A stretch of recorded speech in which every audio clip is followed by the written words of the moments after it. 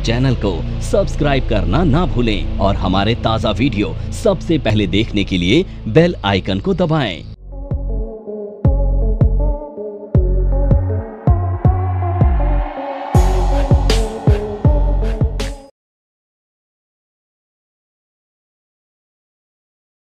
अब हम पढ़ रहे हैं ऑप्शंस, ठीक है। और ये ऑप्शन एक ऐसा टॉपिक है ना कि सब स्टॉक मार्केट में आते हैं इसी ऑप्शन की वजह से। सबको लगता है कि मेरे दोस्त ने, मेरे रिश्तेदार ने, मेरे किसी जानकार ने, मेरे पड़ोसी ने एक बड़ा पैसा कमा लिया है, बड़ा पैसा वो कमाया है ऑप्शन से।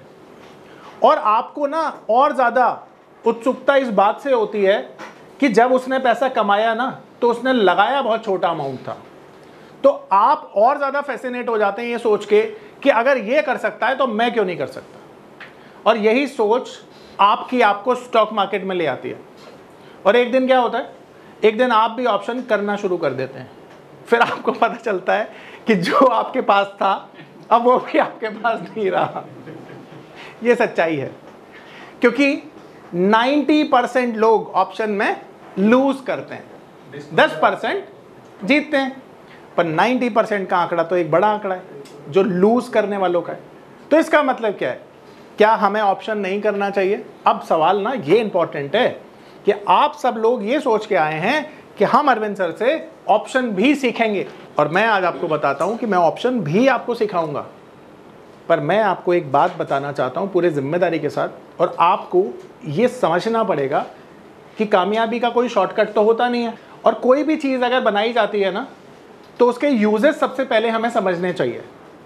जैसे आप कोई मेडिसिन खरीदते हैं तो उस मेडिसिन पे एक वार्निंग लिखी होती है कि इसको आप स्टोर कैसे करेंगे, बच्चों की पहुंच से दूर रखेंगे, और बहुत सारी चीज़ें एक्सटर्नल यूज़ के लिए हैं, इंटरनल यूज़ के लिए हैं। ये सारी चीज़ें वहाँ पे डायरेक्शन में होती हैं।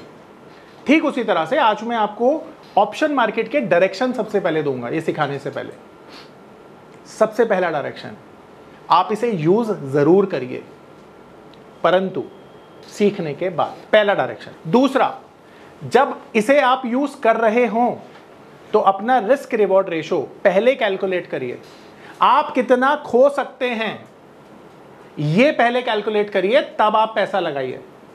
अगर आप 500 रुपये खोने में आपकी रातों की नींद उड़ सकती है तो आप 200 रुपये लगाइए, 500 मत लगाइए। आपके लिए 5000 रुपये इंपॉर्टेंट नहीं है, सिर्फ उतना ही लगाइए। यानी ऑप्शन का एक नियम है कि आपको कितना पैसा लगाना है वो इस बात पर निर्भर करता है कि वो पैसा जीरो होने पर भी आपको ज़रा सा फर्क ना पड़े। वो ऑप्शन के लिए एक एप्ट फंड होता है लगाने के लिए। पर हम क्या करते हैं, हम ये सोचते हैं कि यहाँ पर 1 लाख लगाया तो 1 करोड़ हो जाएगा, और ये लालच की वजह से हम 1 लाख रुपए का रिस्क ले लेते हैं। और होता ये है कि जब 1 लाख रुपए जैसी बड़ी रकम लगाई जाती है तो मार्केट में अक्सर पैसा जीरो हो जाता है। उसी दिन लॉस हो जाएगा जब बड़ा पैसा लगाओगे। ये अक्सर मैंने बहुत सारे लोगों के मुंह से सुना है कि सर कल हमने 1 लॉट खरीदा, पैसा कमाया, आज हमने 1000 लॉट खरीदे, नुकसान कर दिया। बड़ा पैसा कभी भी ऑप्शन में लगाकर मैंने किसी को कमाते हुए नहीं देखा। ये ऑनेस्ट मेरी एक अपनी ओपिनियन है बेस्ड ऑन माई एक्सपीरियंस। आप अगर पैसा छोटा लगा रहे हैं, 1000, 2000, 3000, आप पैसा बनाएंगे। पर जिस दिन आपने पैसा लगा दिया बड़ा, उस दिन पता नहीं मार्केट में क्या हो जाएगा। ये मेरे नहीं, आपके स्टेटमेंट होंगे कि सर पता नहीं आज क्या हुआ, 4 दिन से हम पैसा कमा रहे थे और आज पता नहीं क्या हुआ, हमारा नुकसान हो गया। तो इस वैधानिक चेतावनी को आप पहले समझ लो कि ऑप्शंस में आपको उतना पैसा लगाना चाहिए जितना खोकर आपको फर्क ना पड़े। दूसरी चीज, इसके अलावा एक चीज और इंपॉर्टेंट हो जाती है कि आप कोशिश करिए कि जब आप ऑप्शंस खरीदते हैं ना तो वन साइडेड ऑप्शन खरीदने से बचिए। जैसे आप कॉल खरीदने से बचिए, पुट खरीदने से बचिए। आप स्ट्रेटेजी में काम करिए जहां पर आपकी संभावनाएं बढ़ जाती हैं। जब आप कॉल खरीदते हैं तो क्या होता है, मार्केट अगर नीचे आ गई तो आपका नुकसान हो जाता है। आप पुट खरीदते हैं, मार्केट ऊपर चली जाती है, नुकसान हो जाता है। तो आप कोशिश करिए कि आप मार्केट में एक ऐसी स्ट्रेटेजी बनाइए जिसमें आपका नुकसान कम हो और फायदा ज़्यादा। और ये ऑप्शन स्ट्रेटेजी में मैं आपको सिखाने वाला हूँ। तो जब भी आप स्ट्रेटेजी को यूज़ करेंगे ऑप्शन के द्वारा तो आप देखेंगे अधिकतर समय आपकी विनिंग पॉसिबिलिटी बढ़ गई है। आप समझ पा रहे हैं? इसके बाद एक और इंपॉर्टेंट चीज है जो आपको ध्यान रखनी चाहिए, वो ये कि ऑप्शंस को आप रोज ट्रेड नहीं कर सकते। ऑप्शन के लिए एक पर्टिकुलर माहौल होता है, पर्टिकुलर दिन होता है, पर्टिकुलर इवेंट होती है जब आपको ऑप्शंस करना चाहिए।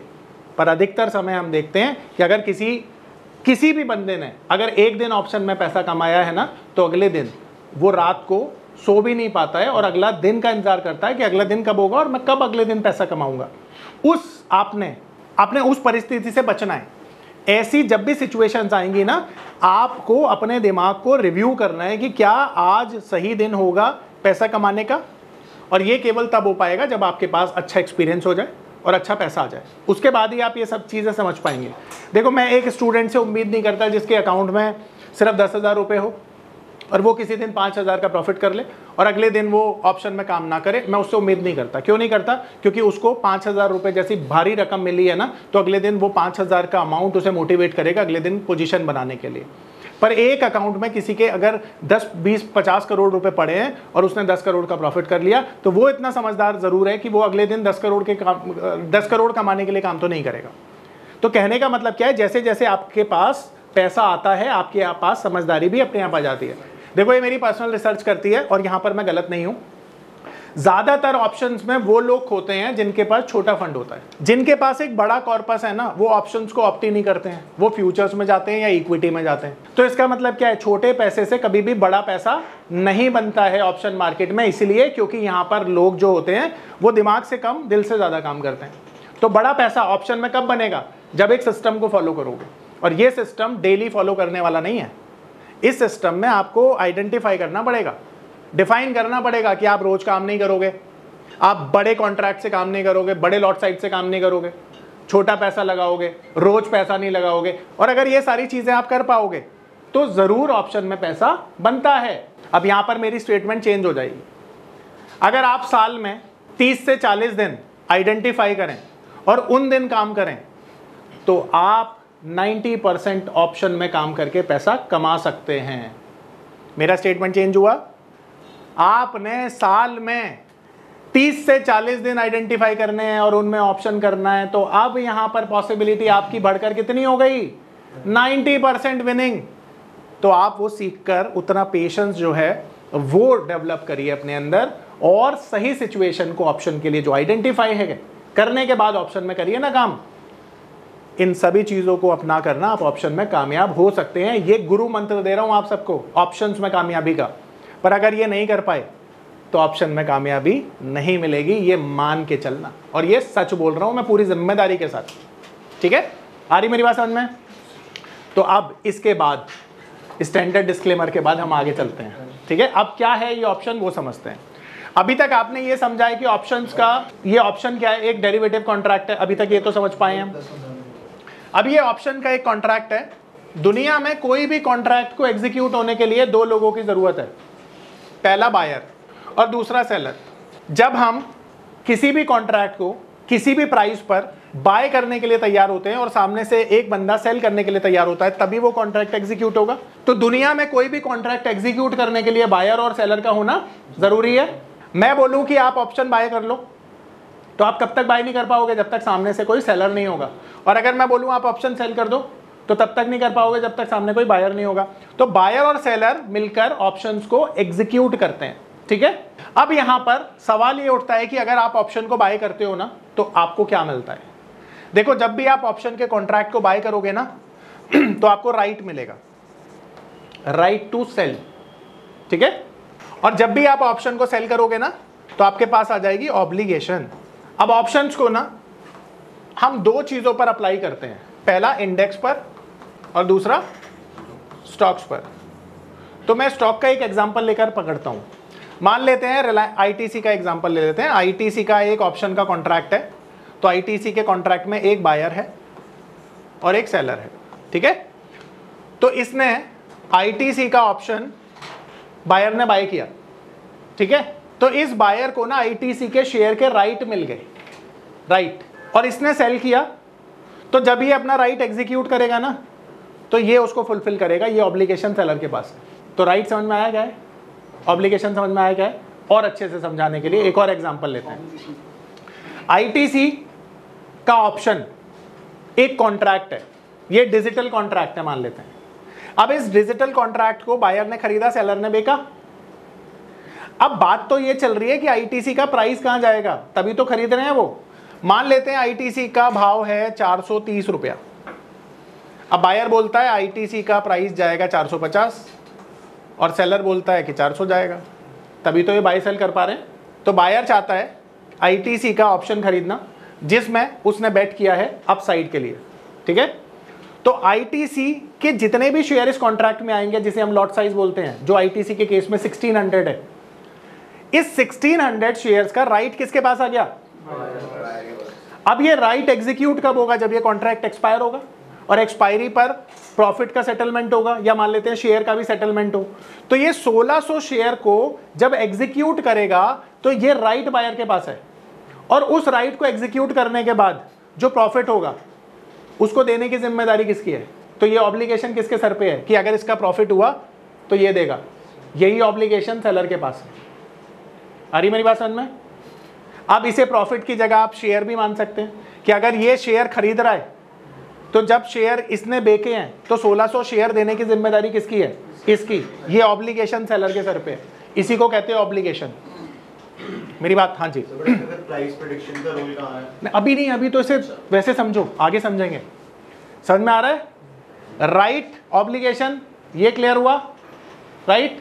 अब मैं कोशिश करता हूँ आसान से आसान भाषा में समझाने की। तो यहाँ तक समझ में आ गया?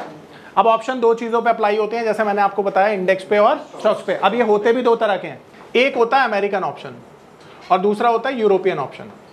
अब देखो अमेरिकन ऑप्शन कौन से होते हैं, यूरोपियन ऑप्शन कौन से होते हैं, समझ लो। तो अमेरिकन ऑप्शन वो ऑप्शन होते हैं जो फाइनल सेटलमेंट के लिए तब अवेलेबल होते हैं जब आप चाहें।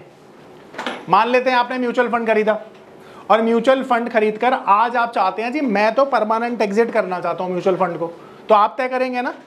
तो फाइनल सेटलमेंट कब होगा? जब आप चाहेंगे। तो ऐसे ऑप्शन जिनमें फाइनल सेटलमेंट आपकी मर्जी से होता है वो कौन से होते हैं? American option.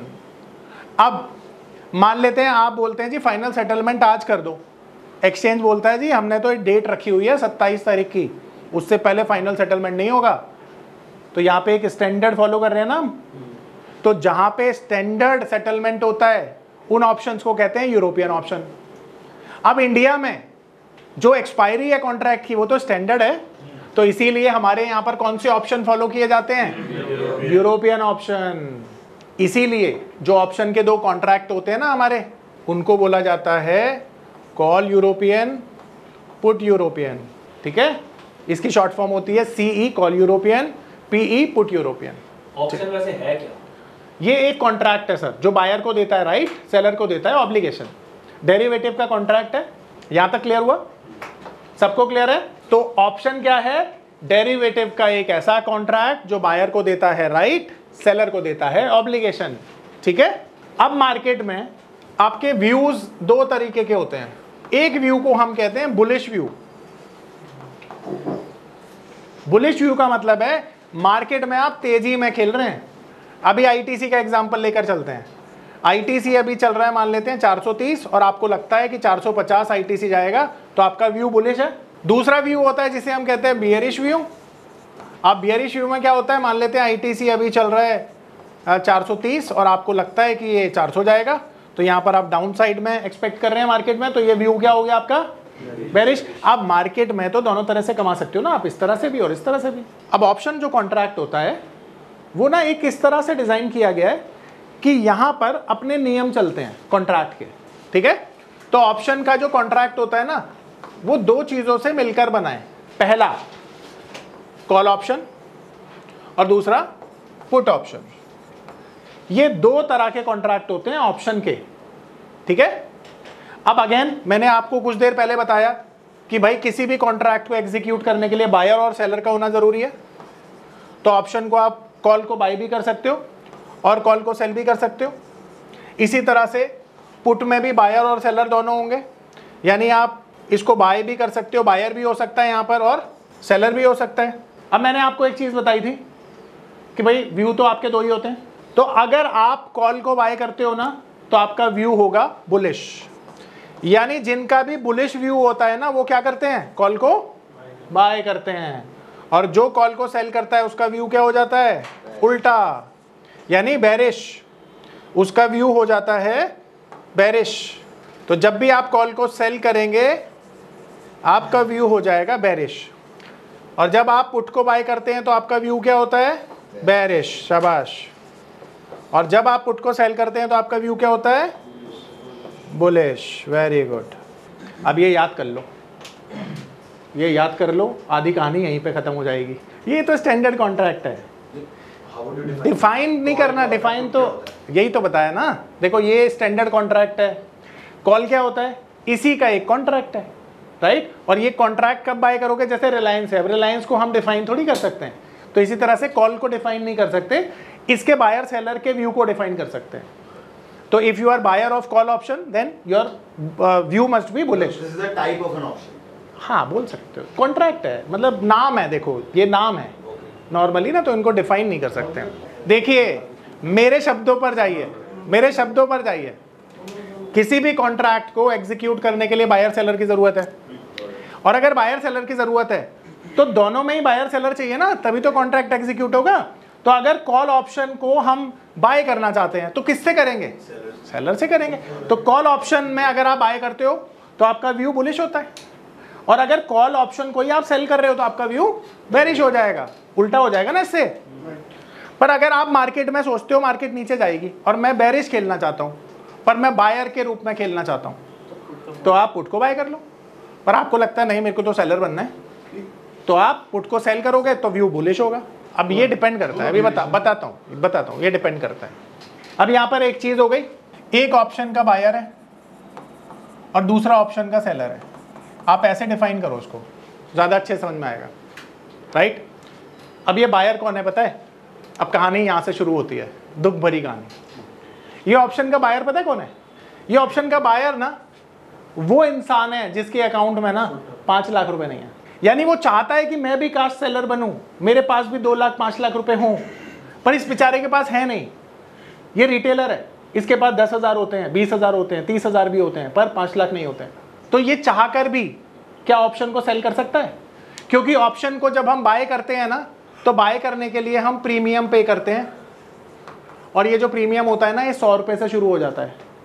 यानी कोई भी बायर 100 रुपए लगाकर भी ऑप्शन खरीद सकता है। पर ये जो ऑप्शन सेलर है ना, इसके लिए मार्जिन लगता है, जो हमने फ्यूचर में डिस्कस किया था और आपने देखा था, वो मिनिमम 1 लाख रुपीज होता है। तो एक बात बताओ, हर किसी के पास 1 लाख रुपए नहीं है, इसलिए तो वो ऑप्शन बाय कर रहा है। अब मैं यहाँ पर एक सवाल पूछता हूँ, हमेशा अपनी क्लास में पूछता हूँ, हर ऑप्शन की क्लास में पूछता हूँ, आज भी पूछूंगा। मान के चलिए आप सभी के पास केवल 10,000 रुपए हैं और आपको जल्दी अपने सपने पूरे करने हैं, तो 1 का 100 करने के लिए आप ऑप्शन बाय करोगे, जो कि होता है, करोगे ना। पर यहाँ पर ना 99% पॉसिबिलिटी है कि एज अ बायर आप हारोगे। पर आपको ये पता है ना, बैक ऑफ द माइंड हमारा दिमाग ना 1% को भी पॉजिटिव मान लेता है, बोलते 1% तो चांस है ना जीतने के, मैं तब भी यही करूंगा। तो आप क्या करते हो, बार बार 10,000 रुपए का इंतजाम करते हो और बार बार ऑप्शन खरीदते हो। मैं कहता हूं ऑप्शन खरीदना कोई बुरी बात है ही नहीं, पर यहां पर शुरुआत में कहानी सुनाई थी ना, एक स्टैंडर्ड डिस्क्लेमर कि कब ऑप्शन करना है, या तो पहले वो समझ लो कब करना है, और जब ये समझ में आ गया कब करना है तो 10,000 भी बहुत होते हैं ऑप्शन के लिए। पर वो समझते समझते इंसान को 10 साल लग जाते हैं ना, क्योंकि इंसान गलतियों से सीखता है और वो गलतियां करते करते करते करते उसके पैसे खत्म हो जाते हैं, और फिर उसे समझ में आता है कि ऑप्शन से पैसा तो बनता है पर रोज नहीं बनता है। तो इसीलिए ऑप्शन सीखने के लिए लॉस करना जरूरी तो नहीं है, मेरी बात सुनकर भी सीख सकते हो, तो मेरी बात सुन के सीखो। अब यहां पर अगर किसी के पास 10,000 रुपए हैं तो इसका कतई मतलब नहीं है कि वो ऑप्शन को रोज रोज बाय करे, वो तब करे बाय जब पॉसिबिलिटी हाई हो, या वो बाय करने के लिए एक स्ट्रेटेजी बना ले और स्ट्रेटेजी वाइज वो काम करे, तो उसका कैलकुलेटिव रिस्क हो जाएगा, वहां पे जीतने की संभावना ज्यादा हो जाएगी। पर यहां पर अब एक नॉर्मल सी बात समझें तो समझने के लिए ये देखो कि ऑप्शन बायर के पास तो चॉइस ही नहीं है ना कि वो ऑप्शन सेल भी कर पाए, क्योंकि उसके पास पैसा नहीं है, तो ये तो मजबूर है ना बेचारा बायर, इसे उस तरह से समझ लेते हैं। और ये जो ऑप्शन सेलर है ये मजबूर नहीं है, ये समर्थ है, क्योंकि इसके पास बड़ा पैसा है, ये चाहे तो ये भी कर सकता है, ये चाहे तो ये भी कर सकता है, पर ये सेलिंग क्यों कर रहा है, क्योंकि बायर की हारने की जो संभावना जीतने की है वो 1% है मेरे शब्दों में, और यहां पर जीतने की संभावना 99% है। तो जब आप प्रैक्टिकली सोचोगे तो आप सेलर बन के पैसा कमा सकते हो, बायर बन के नहीं। आपको समझ में आ रही है? तो आपको सेल क्यों करना है, बाय क्यों करना है, ये कंप्लीटली डिपेंड करता है आपके विजडम पर कि आप कितनी चीजों को अच्छे से समझ पाए हैं। अब यहां पर मैंने जैसा बोला था, मैं हर बैच में एक सवाल पूछता हूं अपने स्टूडेंट से, आपके पास अगर 10,000 रुपए हैं तो आपके पास कोई चॉइस ही नहीं है बड़ा पैसा बनाने के लिए, आप ऑप्शन बाइंग ही करेंगे। पर अब आपके सबके अकाउंट में 100 करोड़ रुपए हैं, तो मैं आपको 2 ऑप्शन दे रहा हूं। 100 करोड़ रुपए से 1000 करोड़ बनाने के लिए सारे 100 करोड़ रुपए का ऑप्शन ले लो, नंबर 1 ऑप्शन। नंबर 2, हर महीने 2 से 4 करोड़ रुपए मिलेंगे 100 करोड़ रुपए डिप्लॉय करने के बाद, और ये हर महीने मिलेंगे। कौन सा ऑप्शन ऑप्ट करोगे? हर महीने 2 से 4 करोड़ रुपए। तो आप, इसका मतलब तो साफ है ना कि अगर आपके पास भी बड़ा पैसा होगा तो आप ऑप्शन बाइंग नहीं करोगे। तो जो बड़ा पैसा होता है जिनके पास, किनके पास होता है, DIIs, FIIs, तो ये ऑप्शन बाय कम करते हैं, ऑप्शन सेलिंग ज्यादा करते हैं, क्योंकि उनके पास पैसा भी है और एडवांटेज भी है। तो अब यहां पर सबको समझ में आ रहा है ऑप्शन बायर कौन है, सेलर कौन है? अब सर स्पेशली आपके सवाल का जवाब यहाँ पे दे दिया मैंने, राइट? सेल करने के बाद बाय भी करना पड़ेगा? बिल्कुल करना पड़ेगा, नील तो तभी होगी ना पोजीशन। देखो यहाँ पर सेलिंग शॉर्ट सेलिंग नहीं है, ये कॉन्ट्रैक्ट है। यहाँ पे आप शॉर्ट सेलिंग की तरह मत लो इसे, यहाँ पे सिर्फ अभी आगे समझाऊंगा, अभी तो स्टेप बाय स्टेप चल रहे हैं। Option is so complex. आप क्रेडिट में सेल कर रहे हो, राइट? नहीं, देख ऐसा समझ कि एक कॉन्ट्रैक्ट है, ठीक है? ये कॉन्ट्रैक्ट एग्जीक्यूट कब होगा? जब बायर सेलर दोनों होंगे। अब तूने सेल कर दिया, बायर और सेलर इस कॉन्ट्रैक्ट को ऐसा समझ के एक वर्चुअल कॉन्ट्रैक्ट है जो एक एक्सपायरी के लिए बनाया 30 दिनों के लिए, और उसमें ये कॉम्प्लिकेशन नहीं है कि तू तेरे पर नहीं है तो तुझे पहले खरीदना पड़ेगा फिर बेचना पड़ेगा, ऐसा नहीं है। ये तो एक वर्चुअल कॉन्ट्रैक्ट है ना जो दोनों के लिए अवेलेबल है, बट रिक्वायरमेंट ये है बायर और सेलर दोनों का होना जरूरी है। तो तू एज अ चॉइस सेलिंग चुनता है तो सेलर बन गया, एज अ चॉइस बाय चुनता है तो बायर बन गया। टेक्निकली मैं एक चीज सेल कर रहा हूँ जो मेरे पास नहीं है। हाँ, तो बायर के पास कौन सी है? ऑब्लिगेशन कैसे फुलफिल होगी? शेयर्स जब उसका सेटलमेंट आएगा, जब वो ऑब्लिगेशन का दिन आएगा तब सेटल करोगे ना, जब वो अपने राइट का यूज करेगा। देखो बायर के पास क्या है? Right of what? Right to sell. तो जब तुमने बाय किया और उसके बाद जब तुम सेल करोगे तो सेल करने पे कुछ प्रॉफिट वगैरह होगा तुम्हारा, कुछ तो होगा ना। तो जब वो प्रॉफिट होगा तो इसकी ऑब्लिगेशन किसके सर पे है कि कौन देगा ये प्रॉफिट? सेलर देगा ना, ये ऑब्लिगेशन है उसके ऊपर। जब आप राइट को यूज करते हैं तो एक ऑब्लिगेशन अराइज होगी जिसको फुलफिल करने की ऑब्लिगेशन सेलर के पास है। सिर्फ प्रॉफिट सेल हम तब करेंगे जब हमें लगता है कि प्राइस नीचे जा रहा है, ठीक है? दोनों केस में नहीं है। देखो मैंने यहाँ पे लिखा हुआ है, अगर तुम कॉल को सेल कर रहे हो तो बेरिश हो तुम, पर अगर पुट को सेल कर रहे हो तो बुलिश हो तुम। ये भी लिखा हुआ है, ये याद करना पड़ेगा। कॉल और पुट में फर्क? कॉन्ट्रैक्ट है अलग अलग। सर आपने ये बताया अभी, जैसे दोनों एक सेलर है एक बायर है, एक की देश से जाएगा दूसरे की जाएगा, ये ना दोनों। हाँ, तो लोग फिर बराबर क्यों होता है? बराबर ही तो होता है प्रॉफिट। देखो ऐसा समझो, ब्रोकरेज हटा दो, टैक्सेस हटा दो। नहीं आप कह रहे हो इसको ज्यादा नुकसान होता है बायर को सेलर के कंपैरिजन में? ना ना ना, वो कहाँ लेके बैठ गए आप? ऐसा समझो आपने ऑप्शन खरीदा, मैंने ऑप्शन बेचा, आपका मैक्सिमम नुकसान क्या है? मान लो 10,000, तो मेरा मैक्सिमम फायदा क्या है? 10,000। पर आप अगर बाइंग करोगे ना, आप बाई के 100 ट्रेड कर लो तो 99 में नुकसान है आपका। मैं ये कह रहा हूँ, एक में कमाओगे एक ट्रेड में, और मैं 99 टाइम्स प्रॉफिटेबल रहूंगा। ये कहने का मतलब है मेरा। आप कैसे रहोगे सर? सेलर कैसे रहेगा प्रॉफिटेबल? सेलर ही तो कमाता है पैसा। कैसे कमाता हो? अभी आगे से पढ़ाऊंगा, अभी ये समझ में आया? दोनों के केस में ऐसा है। हाँ हाँ हाँ हाँ हाँ, अभी आगे पढ़ोगे। तो सर बाय करने का देखो एक चीज समझना, आप अच्छे से समझना। नॉर्मली क्या होता है, कई बारी ना, जैसे अभी भाई ने कहा कि सर ऐसा कैसे होता है, नॉर्मली क्या होगा, यहाँ पे किसने ऑप्शन करे हैं पहले बताओ? अर्जुन करें? ईमानदारी से बताओ कितना लॉस किया? आप बताओ कितना लॉस किया? आप बताओ कितना लॉस किया ना भाई? यही समझाना चाहता हूँ। देखो जो मैं अब तुम्हें बता रहा हूँ ना, ये ऐसा मत समझो कि ये मेरी मनगढ़ंत चीजें हैं। तो जो पैसा तुम्हारा लूज हुआ है भाई, उसे तो वापस नहीं दिला सकता, पर आगे इतना सामर्थ्य बना दूंगा ना कि लॉस नहीं करोगे, हमेशा प्रॉफिट करोगे। और उसके लिए ना आपको कंसेप्ट को समझना पड़ेगा। आप समझ रहे हो? क्योंकि मैं तो तुम्हारी भलाई के लिए बता रहा हूं, क्योंकि मैंने आज तक किसी को कमाते हुए नहीं देखा। आप समझ पा रहे हो? जब मैंने किसी को कमाते हुए नहीं देखा तो इसका मतलब है इंसान के रूप में तो कोई कमा ही नहीं पाया। और भगवान ऑप्शन करते नहीं है, उनको करने की जरूरत नहीं है। आप खुद सोचो यार, आपका 50 लाख का प्रॉफिट हो जाए, आप ना पक्की बात है मेरा कोर्स नहीं लोगे। पता है क्यों नहीं लोगे? क्योंकि आप 50 लाख को खर्च करने का ना पहले प्लान बनाओगे। आप बोलोगे यार अब तो दोस्तों के साथ पार्टी करते हैं, आप गोवा जाओगे, कहीं भी जाओगे, आप 10 लाख 15 लाख पहले खर्च करोगे, क्योंकि ये बड़ी रकम है ना 50 लाख। तो आपको खुशी इतनी ज़्यादा होगी कि आप बोलोगे अरे यार चलो अब तो मज़ा आ गया। और फिर जब वो खुशी आपकी पूरी तरह से शांत होगी, फिर आप बैक टू पवेलियन आओगे।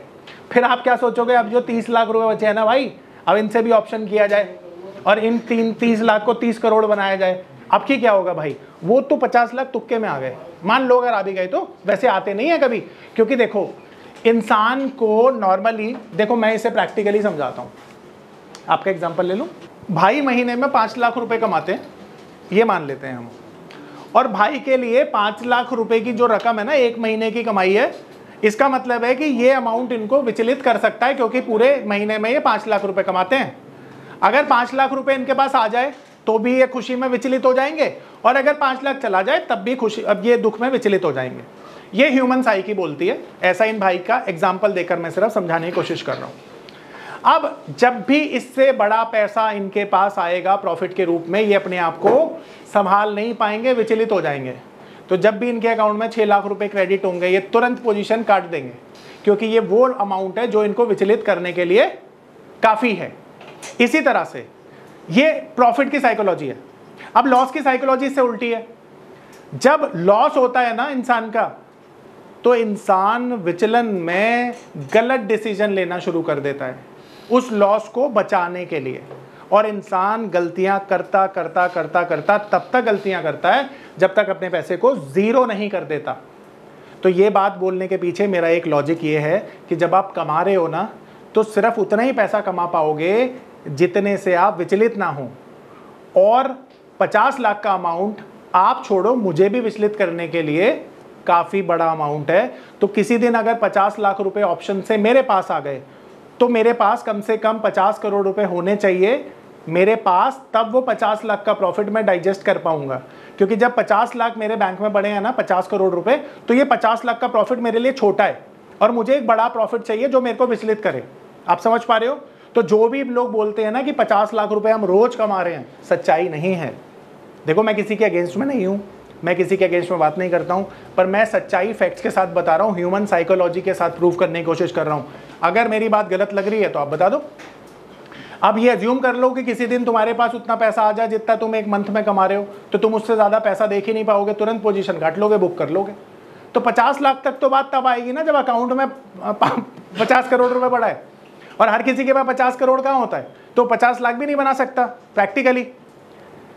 अब ये भी बात बताओ, जिस दिन आप लोगों ने ट्रेड किया, भाई लॉस किया होगा, कभी ना कभी तो प्रॉफिट भी हुआ होगा, तो सबसे बड़ा प्रॉफिट कितना था वो बता दो। और मैं बता रहा हूं अभी 20 से 25 हज़ार से ज़्यादा प्रॉफिट इनका कभी हुआ ही नहीं होगा। मैं तो 20,000 बोल रहा हूं तब भी। अब आप समझ रहे हो, 12,000 भाई ने डाइजेस्ट किया, ये इनकी पावर है।